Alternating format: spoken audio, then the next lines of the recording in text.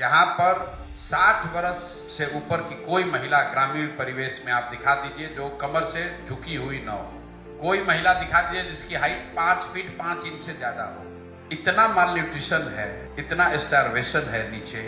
लोगों के शरीर में कैल्शियम और हीमोग्लोबिन की कमी की वजह से 50-55 आते आते लोग 70 का दिखने लगते हैं। गांव देहात में लोग कहता है गरीब आदमी जल्दी बूढ़ा हो जाता है। बिहार में पर कैपिटा इनकम है 35,000 रुपीज पर एनम। देश का एवरेज पर कैपिटा है 1,40,000। गोवा का पर कैपिटा है 2,70,000। तो अगर कोई आपको कह रहा है कि मैं बिहार को नंबर 1 बना दूंगा, आप कैलकुलेटर निकाल लीजिए कि 32,000 को 2 लाख होने में कितना बरस लगेगा, किस रफ्तार से बढ़िएगा। और जब आप बढ़िएगा तो गोवा के लोग कपड़ा ओढ़ के सोएंगे थोड़े, वो भी तो बढ़ रहे होंगे।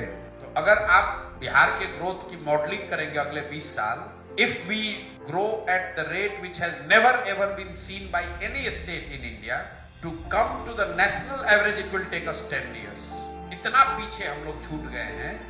Yes, we can talk about large industry, we can talk about biotech, we can talk about artificial intelligence and all. I don't want to appear pessimistic, but we have to be realistic.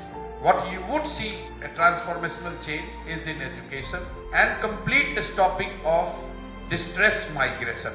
ये 10-12 हजार रुपया के लिए लोगों का बाहर जाना, ये रुकना चाहिए। मेरे साथ जितने लोग हैं, जितने दुनिया भर में मैं लोगों को जानता हूँ, वो सिर्फ इस चीज को सॉल्व करने में हम लोग की ताकत है कि डिस्ट्रेस माइग्रेशन को रोका जाए।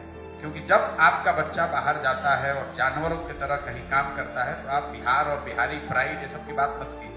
For me, that is the real crisis I need to solve, we need to solve, rather than कि भैया हॉस्पिटल कितना बढ़िया हो जाए। बहुत जरूरी है, लेकिन उसमें इंक्रीमेंटल सुधार से काम हो सकता है। We need to invest in education and we need to invest in creating jobs so that our people are not forced to go and do this forced employment for 10,000, 12,000.